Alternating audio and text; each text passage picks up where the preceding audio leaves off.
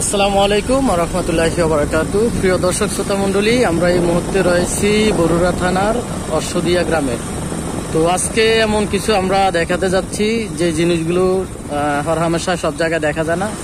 সেটা হলো এই রোডের পাশে অসংখ্য পরিমাণে প্রায় 7 থেকে 8 হাজার কলার চারা। এখানে কলা রয়েছে, অথবা আমাদের গ্রামের ভাষা আইট্টা বলে, বিভিন্ন জায়গায় অন্য অন্য নাম হতে পারে। তো এখানে লক্ষ্য করুন আশেপাশে যে হাজার হাজার যে কলা আইট্টা যাই বলেন, তো এগুলো চারা দেখা যাচ্ছে। আর বিশেষ করে আরেকটা জিনিস হলো যে এই রাস্তাটার সৌন্দর্যটা একটু ভালোভাবে দেখুন। যে এখানে রাস্তাটাও কিন্তু খুবই সুন্দর, যদিও এখানে মানে বড় কোনো গাড়ি চলাচল নাই, অটো রিক্সা এগুলোই চলাচল করে, কিন্তু রাস্তাটা অনেক সুন্দর। তো চাইলে আপনারা এদিকে আসতে পারেন। অনেকেই আমরা যারা শহরে বসবাস করে অনেকেই, তো গ্রামে আসলে অবশ্যই আপনারা এই জায়গায় আসতে পারেন। অনেক সুন্দর একটি জায়গা। আপনারা আশেপাশে দেখতে পাচ্ছেন শত শত কলার চারা। তো কই যান কারে লাগে ঘুরে শিল্পী রে না লাগে ঘুরতেছে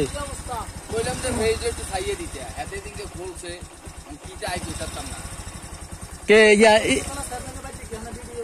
না ওই না চা খামো। হ্যাঁ হ্যাঁ আছি ইনশাল্লাহ, সমস্যা নাই। জাকির বেদ রে না আইয়েন, ঠিক আছে।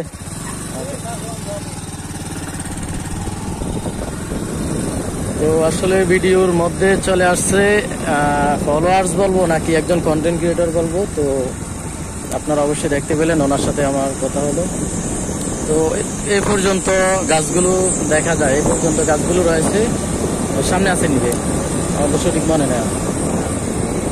আমরা এখন হ্যাঁ, তো আসলে এই জায়গায় আসার কারণ হলো, আরেকটা কারণ হলো এখানে একটা চায়ের দোকান আছে।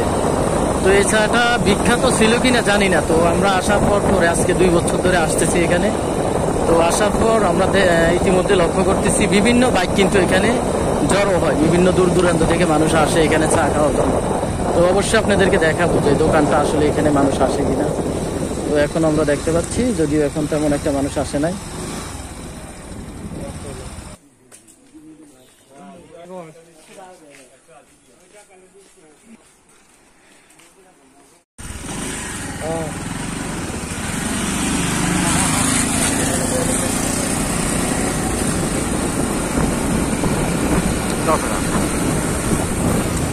এনে কার বাড়ি? এটা বাড়িটা দেখ না একটু, বাড়িটা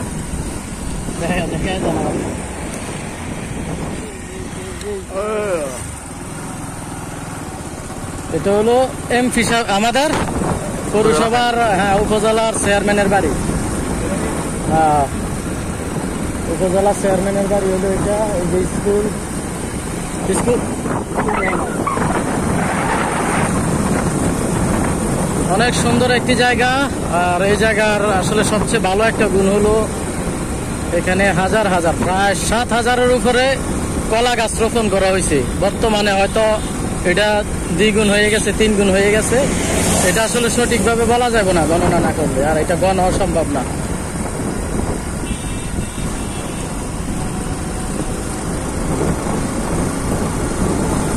তো বরুড়া থানার মধ্যে অথবা কুমিল্লা জেলার মধ্যে যদি এমন কোনো রাস্তা থাকে যে কোনো দিক দিয়ে, অথবা তাল গাছ, খেজুর গাছ, বিভিন্ন জিনিস থাকতে পারে, অবশ্যই কমেন্টে জানাবেন।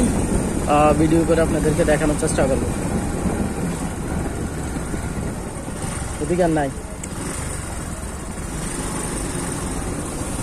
তোরে, আর নাই তোর। আরো 3 মিনিট হইলে তো চলে।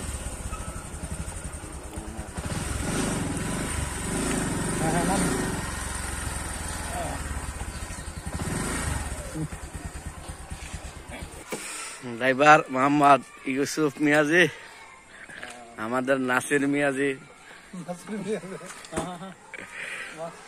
শেষে চলে আসলাম চায়ের দোকানে, যে বিখ্যাত চা আমরা প্রতিদিন খেতে আসি।